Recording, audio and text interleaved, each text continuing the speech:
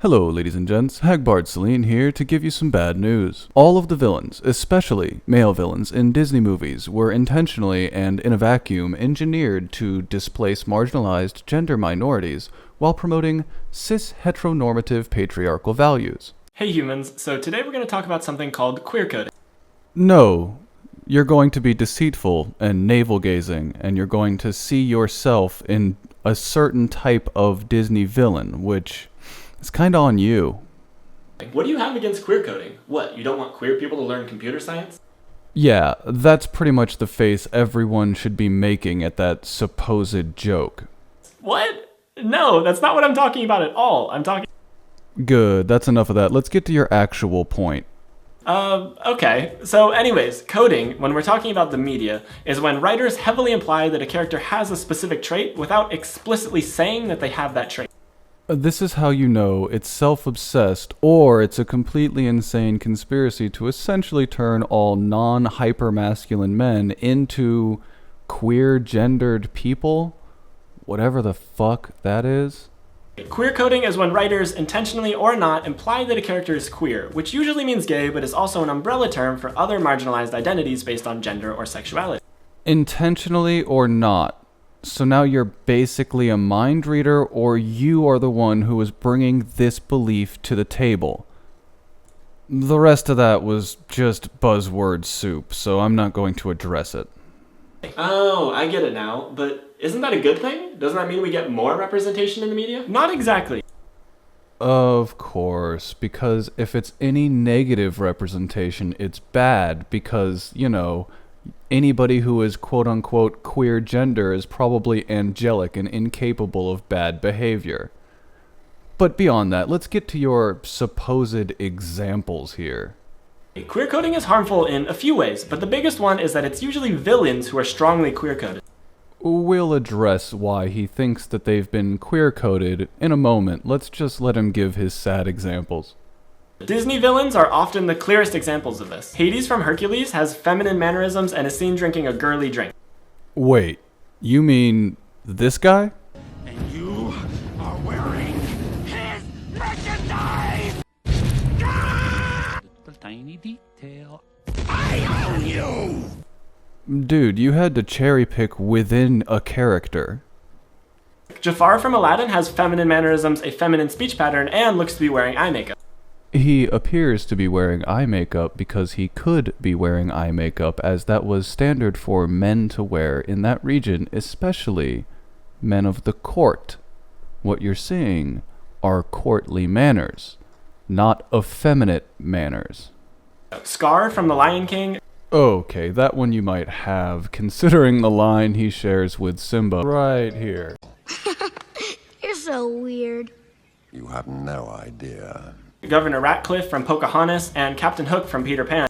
Yes, because just as with your last example, they are trying to be courtly. He is pretending to be a pirate king, you fool.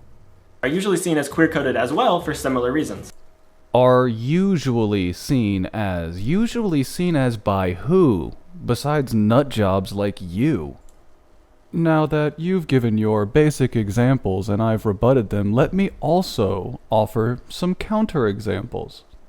Gaston, of course from Beauty and the Beast. The Stabbington brothers from the more recent Tangled. Denai from Brother Bear. The last longhand animated Disney feature. Professor Callahan and Mr. Yama from Big Hero. Sean Yu from Mulan. You took away my victory! And of course, Clayton from Tarzan, The Ape Man.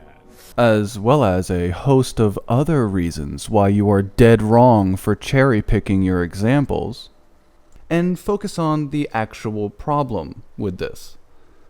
It's ignorant of history and the context of Disney movies and their place in the history of auditory and visual narratives, specifically as they relate to opera first, Germanic Singspiel, Germanic opera, and finally the American art of musical theater, which combines the classical stage acting with musical numbers.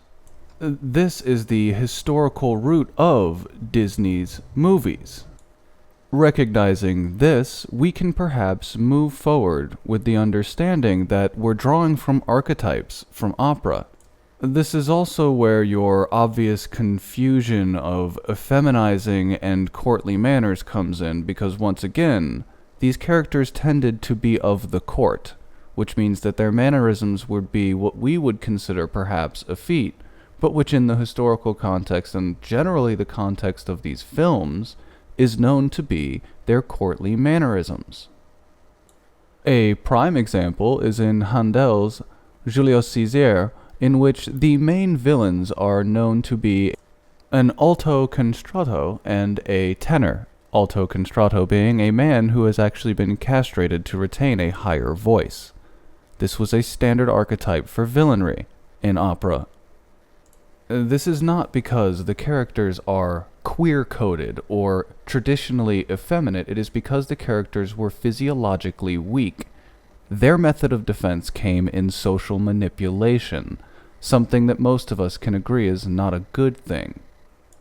Some other prime examples of this archetype would be Count Almaviva from The Barber of Seville and The Marriage of Figaro, Peter Quint in Turn of the Screw, and several other operas.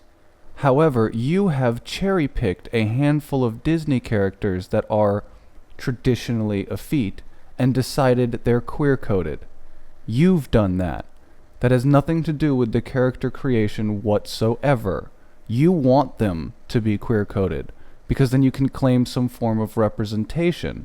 However, once you've done that, you realize that these characters are represented as what in the 50s was referred to as a twist, an emotionally manipulative, effeminate character.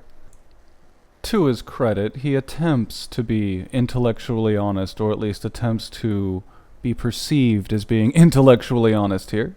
Yeah, but the stuff that you mentioned, like feminine mannerisms and feminine speech patterns, that doesn't make someone queer. You're only making that connection because it's a stereotype. However, he doesn't have the heart to be truthful when it comes down to this. You know, I agree. I don't think people are defined by their mannerisms or their speech patterns. Then why have you laid queer coding on these characters due to their mannerisms and speech patterns, dear? I think there can be feminine straight men and masculine gay men and all sorts of different gender expressions that are totally valid. So you acknowledge that you've done nothing but make illogical leaps within your own argument. Go on. But that doesn't erase the fact that most people will read these characters, or at least these characteristics, as potentially queer. There we go again, two slippery words in one statement. Most people and perceive. How do you believe that you are a psychic, friend? The unfortunate reality is that we live with these stereotypes. Men who do feminine things are unfairly stereotyped as being gay. Is it an unfair stereotype when you are that stereotype? When you've made a whole video being that stereotype, is it still a stereotype? Or is it just noticing reality? Women who have short hair and who act more masculine are unfairly stereotyped as being lesbians. We all know this. We all have these biases in our heads. It's been made clear to me that you have these biases in your head, yes. So when we see a villain acting stereotypically gay, we make that association. Even those of us who are aware that it's just a stereotype, we know what's being hinted at.